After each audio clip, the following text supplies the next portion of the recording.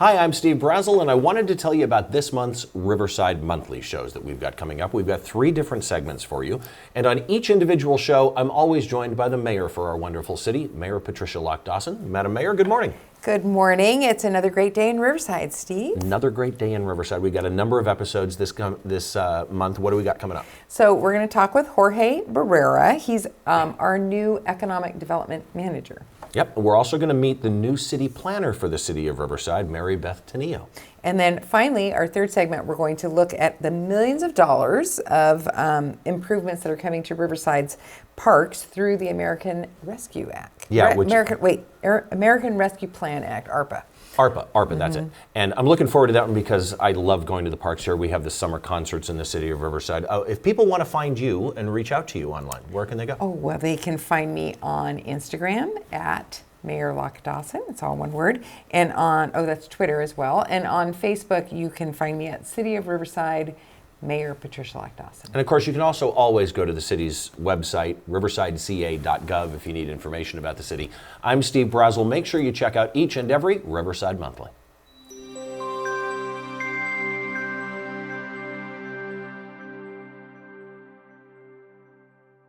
We're going to meet somebody new here at the city of Riverside, Riverside's new economic development manager, Jorge Barrera. How are you? Doing well, thank you. Good morning. It's nice to have you here and welcome to the city. We've got lots of questions for you.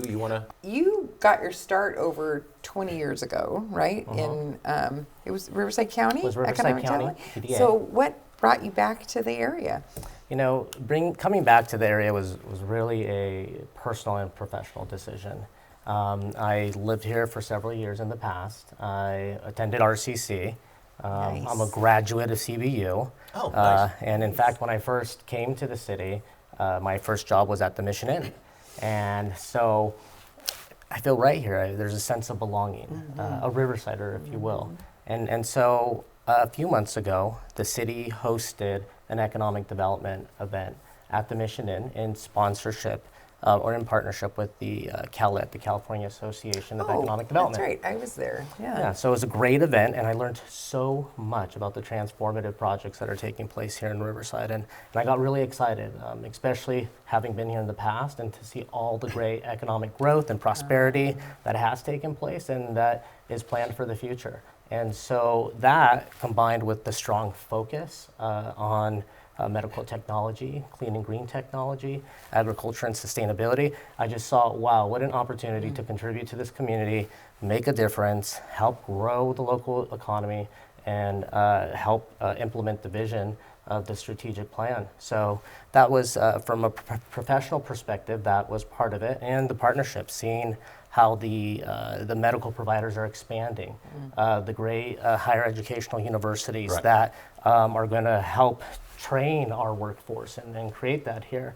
And so that combined with just the reputation of the city of moving forward and the destiny of the city is something that really brought me here professionally. I love the fact that you just said the destiny of the city, and CBU, storied institution here in Riverside.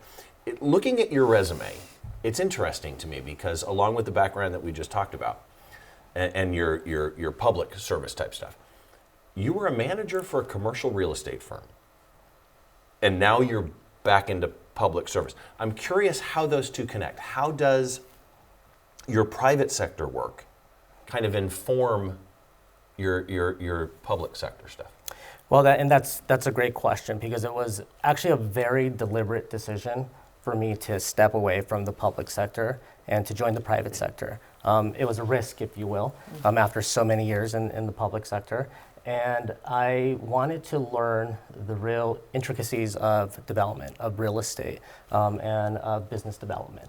And so joining and being a part of small business and being responsible for building and growing a division within that business, I really saw the challenges that small businesses face. From the other side, From the other side, no, right? That's such an important, that's so important to know that. Right, and very similar to what the challenges are that our Riverside businesses still continue to face. Right. And so, you know, when you start looking at the hiring needs, talent development, fiscal responsibility, which falls in line with revenue generation, it really provides an informed decision on the types of programs that we can develop and we can put together from a policy and programmatic perspective.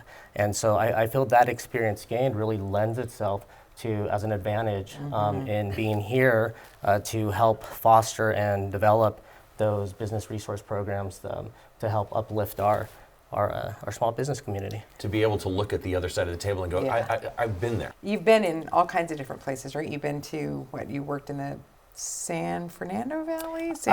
Where were Central you? Valley. Central Valley. So originally here in Southern California, Yeah. but I've done the greater San Francisco Bay Area. San Francisco, that's and right. then Central Valley. So you must have seen common themes, I think, between some of these areas. I mean, what do you see in common, I guess, between them all? What Riverside has in common, or even what are the differences, right? Right, But, right. Sure. So something that you're really seeing in economic development is the importance of inclusion and equity. And that's not just from the framework of lifting up marginalized communities. It's also a matter of seeking those small businesses that aren't aware or are unfamiliar with the program. So being strategic in figuring out who are these businesses that need our help. And more importantly, not just one centralized area, but throughout the entire city. You know, we can look at the north side, the east side, west. It just the entire city is just thriving with businesses. There's over, I believe, 20,000 businesses. And Wow. and so it's a matter of reaching those. That's a scale I It- did not expect. Yeah. I won't even tell you how many business licenses we had last year, but there was a lot. Yeah. Yeah. So Riverside's on the move. It is absolutely definitely on the move. So I'd say inclusion and equity from those components, and then also the importance of partnerships. Right. Like I had mentioned, you know, the medical providers, the higher education, our nonprofits that are out there play such an integral role throughout the state in making sure that they're supporting economic development and that we're working together. So that also serves as a common theme that I've seen throughout the state. Well, I've got to say, first of all, welcome to the city. Thank you. Two, I'm looking forward to kind of how you integrate into the city and kind of where your vision helps us go, because I think, again, destiny was such a great word for this. If people want to know more, where can they go? Yeah, so there's many opportunities to connect with us. I think first and foremost, it's community engagement. So we're going to be out in the neighborhoods and the business corridors. You know, we're taking this very proactive approach of just boots on the ground and getting out there. And one example is your series on Coffee with the Mayor that's going throughout all the different wards. Yeah. And thank you, by the way, for inviting No, us. And it's important to hear and- from people, right? Yeah, So, it is. And so, you know, one of the great things about that event is that it wasn't just business centric, but it was community and residential centric. And so that just played on the level of engagement. And that's something that is a focus of the city, is to garner that trust of our community. And so that's, I think, the best way. But you can also, the more traditional ways, you can always email us at econdev@riversideca.gov. Okay. You can also call us at 951-826-2438. And you can always stay in touch by visiting us at riversideca.gov /CEDD. Okay, sounds perfect. Again, thank you so much for stopping Yeah, by. We certainly. really appreciate it. And Thank welcome you. to the city. Thank you Welcome. very I much. should say I welcome was back. going to say, Thank you're you for telling him having me. welcome, but Thank he's you. welcome back. A Yeah, CDU grad. That's Welcome awesome. back to the city. And Thank you. RCC. Thank you so much. And RCC, RCC that's too. right. RCC. The City of Riverside's new Economic Development Manager, Jorge Barrera, thank you so much for joining us. Thank you Mayor, for always having good me. to see you as well.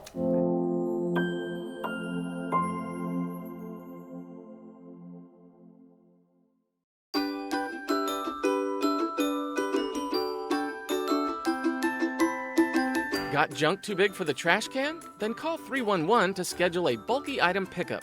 Riverside residents get 2 free pickups a year, but you gotta follow 3 simple rules. Bulky items must be curbside by 5:30 a.m. the day of your pickup, light enough for 2 people to lift, and the total volume can't be larger than 8 foot by 4 foot by 4 foot. If you got a lot of junk, check out our bulky item and e-waste drop-off events held several times each year. Bulky item pickup. Call us today and we'll haul it away.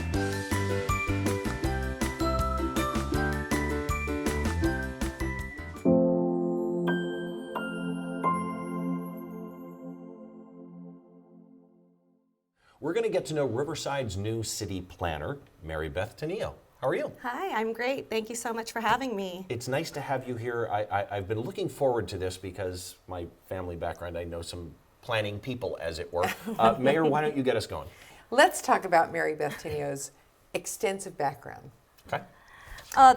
It's what you've had strategic planning, you've developed housing plans. Yeah, I've worked on a number of projects over the breadth of my career. I've done general plan updates, strategic planning, community engagement. I've worked on cannabis and economic development. So All it's interesting. germane to what we have going on Well, right now in and the that's- city of Riverside. That's the exciting part. You have it all here right now. So given my breadth of experience, I'm able to apply some of the things I learned in other communities and bring it here to help with predictable outcomes, how to get to yes, and things like that. And it also allows me to bring a fresh set of eyes to the community. And continue to find ways to improve impediments and help along investment. I've also done some work in active transportation that's near and dear to my heart in mine some of the other too. communities. Mine So too. looking at walkability and connectivity with our engineering department is going to be really exciting. Placemaking has always been a passion of mine. I'm always observing what folks are doing, and not only in my daily life, what other cities are doing, but I love to travel. So I'm always observing what are they doing in these other cities that are great, and I try to bring some of those things. You have kind of a mixed use background, we'll call it. You have land use background, but you also have economic development background. And while interrelated, completely separate disciplines as well. How does one inform the other? How do those two combine for you in what you're going to be doing here in the city of Riverside? Yeah, great question. Really having experiences in both gives me the ability to understand the economic opportunities and to work in tandem to get to a predictable outcome through the regulatory process. Sometimes that could be scary for folks. Right. And my economic development background had lended me to understand the needs of the business community, some of the issues they face. I know timing is always an issue. So looking for ways to help streamline those processes, enhance customer service. So again, we can get to that predictable outcome and we can get them open, which is really the critical part. And I think you just heard from our economic development manager, Jorge. Right. So I'm super excited to partner alongside with him and work towards those mutual goals. I did want to ask you, we are going to be, I don't know if you know this, Steve, but City of Riverside is going to be embarking on our general plan update this year, which there'll be lots of every opportunities. 10 years, right? Right. Yeah. And there'll be lots of opportunities to, actually, no, it's every 20. 15 to 20. 15 okay, to 20, 15 yeah. to 20, okay. Yeah, sorry. I was thinking census. But we've got a bunch of challenges, I think, ahead with that general plan update. Why don't you maybe talk about that a little bit and tell us what we can expect? Sure. So the general plan is really a tremendous effort, and it's really the long-range vision of the city. The last time the city updated was back in 2007, but it lasts till 2025, so that's why we're kind of starting now. And as with any long-range plan, the challenge really is getting the community involved and getting them to stay involved and interested. General plan, it's not a tangible project. It's not something you're going to see built right now. It's a visioning process. So getting folks to stay engaged, finding creative ways to make it fun for them that they want to engage, and really getting the diversity, hearing from the diversity of people that we have in Riverside. It's Riverside's document. It's the entire city's document. So hearing from all those voices will be really, really important. And getting the range of the age range from kids to seniors, and really engaging them in the ways they want to participate. And what does that engagement look like post-pandemic will be really interesting too. Some folks are tired of being on the computer, so they might want more in person. Some folks might want more tactile things where they're cutting pictures and really visioning. So getting to all that and finding creative ways to do it to engage is exciting, but also a challenge. And really working to frame up the long-range plan to be implementable. We want it to be a living, breathing document and not something that just sits on the shelf. So super excited for that. Yeah, and it's such a big undertaking, and it takes so long to do. and yet it's such a critical, important document for where we're moving and where we want to go. If people want to know more, Yes. where do they go? So you heard I mentioned the general plan. Stay tuned. There's going to be lots of opportunities and updates for people to participate. You can find us at riversideca.gov/CEDD, and you can look for planning right there. And feel Perfect. free to reach out. Anything else you want to add? Oh, I was just going to ask you, how long do you think the general plan will take to develop from start to finish? It's about a 3-year effort. Okay, Yeah. that's good to know for folks. Yeah. 3 years to create something like this. Again, I got to say thank you to our guest, the City of Riverside's new city planner, Mary Beth Tennille. Thank you for having me. You're welcome back anytime. Mayor, always good to see you as well. Thanks, Steve. I really enjoyed getting to talk with you, Mary Beth. Thank you.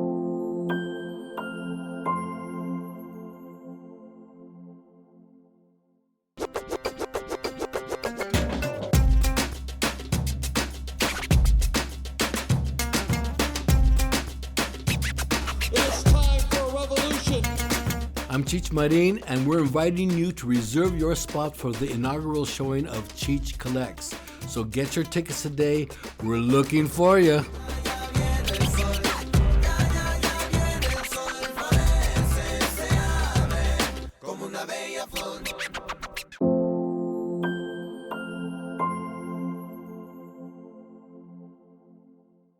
I'd like to welcome the Parks, Recreation, and Community Services Department Director, Pamela Gallara. How are you? Very nice to be here. I'm doing great. It's good to see you again. Thank you. And good to see you again. You too. Today she's going to talk to us about these ARPA funds that we're getting.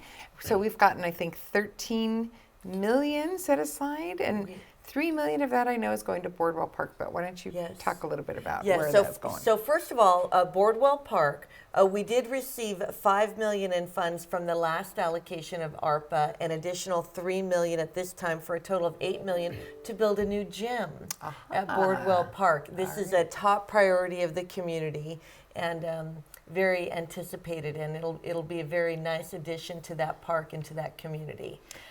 And then you've got, what, 13 million total, right? Right, So, and so where's the- all that going? The city of Riverside, our park system is just fabulous. I am so impressed to be here, especially coming from recently from the city of Anaheim and from the city of Orange. I will tell you that we have an amazing park system. However, it needs a little tender loving care. Oh, yes. Yes. And so we do have the budget to mow the grass and pick up the trash and do daily maintenance. But when it comes to that deferred maintenance on your car, getting the new transmission, right? You have enough money to put gas in the car, but maybe haven't set aside those funding for the new transmission. So that's what this is. We are leading with playgrounds. Oh, nice. Important. We, in this city, we have 42 playgrounds. I do have a very long history of working in playgrounds, and I will tell you that they are amazing. They are wonderful. They are so well designed, so laid out so well. However, the playground equipment is quite old.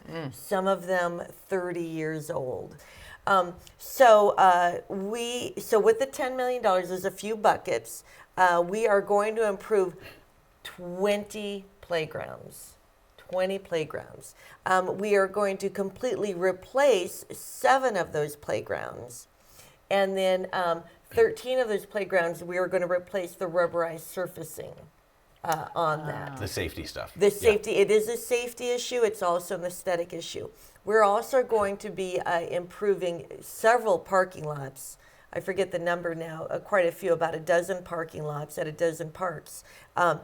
HVAC, air conditioning in our community centers, which is so important to our community, especially in the summer, because of our centers are actually cooling centers. And then also redoing some flooring, some gym flooring in our gyms. This is the stuff, this is not so much the sexy stuff that we're going to get grants for. So this is an investment that we are making into our community. You know, as you're talking about all the funds that we're going to get, something is striking my mind that this type of breadth and depth of projects would normally take years to do. These ARPA funds are allowing you to do this all in one fell swoop. Correct. What's the impact for you and your position in the community as a whole, being able to do this as one kind of master thing as opposed to a little bit here and here over years? Well, I'm so glad you asked. And we are having so much fun with this. So, for instance, the 7 playgrounds that we're going to replace are all spread all across the city. We are doing that as one big contract. Okay. Okay, so the staff time, the time that it takes to get all that done, we're being able to, it's actually one project, right? So we can really move very quickly and very nimbly on that. But the other great thing is we're actually designing all 7 in concert. Oh, Meaning I like that. they're all going to be different. And I know that children want to go to XYZ park and, hey, Mom, my friends told me about another thing at the other park, at the other playground. And so by doing this and spreading it out all over the city, we are able to really increase that fabric of our park system and of our city. You know, it's interesting. The analogy I just hit was it's paving 1 mile of road, then waiting, then another mile of road, Yeah. as opposed to just paving 7 miles of road. Correct. Which is smarter, obviously. Right. And that's the economies of scale Right. also. So we're really able to, for instance, when we hire the contractor, that contractor will be able to enter into a park, demolish it, take that crew to the next park, demolish it, take that crew to the next park, and then the other crews come in to install, and then the other crews come in. And it's a very seamless activity, I hope. So it's still going to be some very visual things. People will Yes. see the impact of Right. those dollars, They which I think will. is going to be important. It's not just the HVAC units. And again, I've met you numerous times through the summer concerts, but I appreciate so much of what you do because to me, born and raised here in Riverside, I grew up going to Fairmount Park. When I was this high, my dad used to take me over to the old tank that's yeah, at that's Fairmount there, Park. yeah. Still there. And so for everything that you and your staff do for the city of Riverside and the wonderful parks that we have, thank you so much. Thank you. Anything you want to add? No, but parks are, as a former park ranger, right. they're near and dear to my heart. So I'm And- just happy to see this going on. Well, and we all know that parks make life better. They Parks certainly definitely do. make life better. So again, thank you so much for stopping by. Mayor, always good to have you here as well. Thank you. Thanks, Pamela. Thanks again to our guest this time around, the Director for the City of Riverside Parks, Recreation, and Community Services Department, Pamela Galera. And we will see you on the next show.